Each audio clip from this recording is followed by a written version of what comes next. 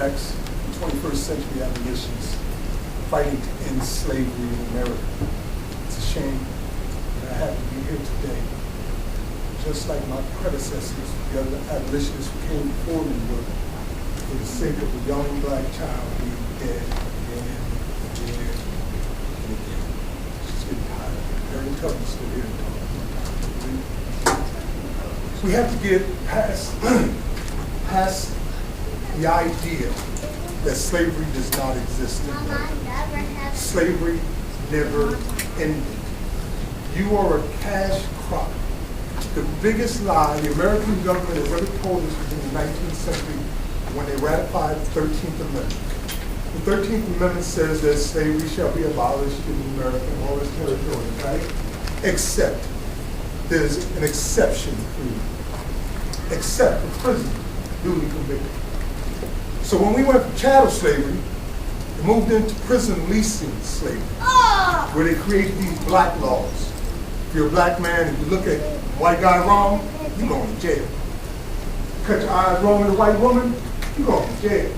You just happen to be broke and can't pay the money you owe me for telling you you did that, you're going to jail.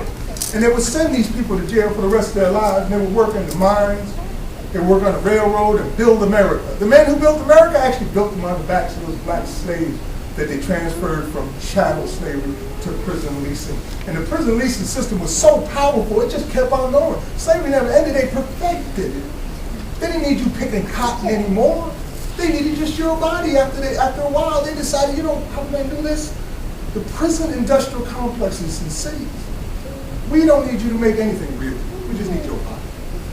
We recently found out there's an increase in the prison system.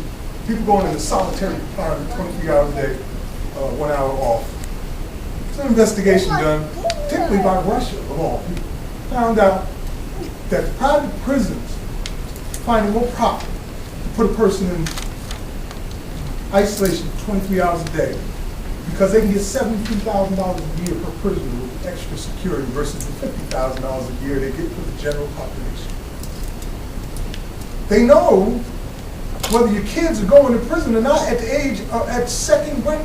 It's called the school to prison pipeline. You can look it up. Don't believe me. I don't want you to believe me. Look it up for yourself. I just think that in this day and age, when the number one industry in the state we are standing in right now is the prison industry, and this is the first place to succeed and last one to come back, you got to ask yourself, is this the same old, same old? They're breeding your children to go into prisons. They're making money off of your children. They're selling it on open market on Wall Street, which is one of the biggest stocks out there. Everybody can buy it. We just recently found out that the teachers union collectively has $100 million invested in the private prisons. That's a huge, huge conflict of interest. We also found out that the music industry has several $100 million invested in the private prisons. They want you to be free. And they talk about black on black crime. Black on black crime does not exist.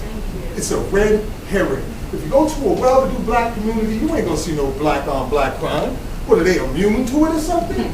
Poverty is what exists. If you put a people into an area and you take everything out of that area, you take the resources, you take the jobs, you take the men like crop, and you just oppress them, which is what America is blind to, this institutionalized racism.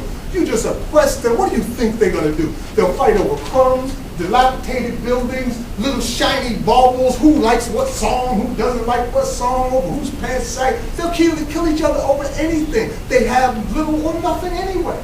I grew up in a place where they didn't have running water in America, where people was living in the house without running water. You're living in a bubble.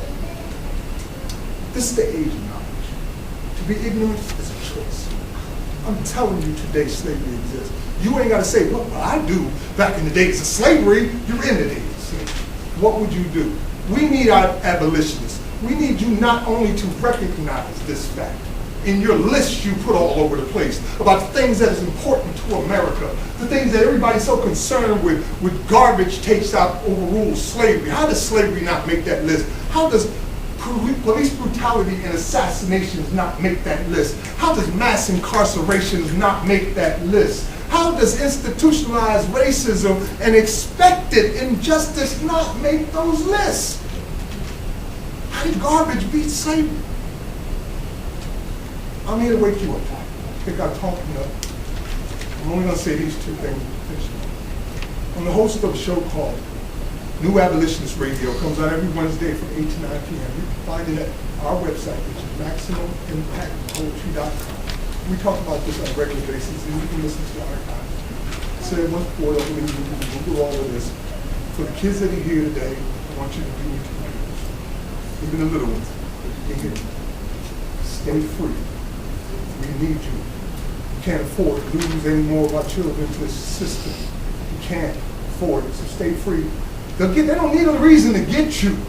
You just stay away from those slave catchers, if you understand what I mean, and stay alive. It's so easy. If a policeman looks at you, death is in their gaze. The odds of you dying just rose up, just because you got their attention. And I'm not talking about something I heard. I know what I'm talking about. Just because you got their attention, you might die. Max Parthas, New Abolitionist Radio tomorrow. Please tune in. We need your help. Stop it.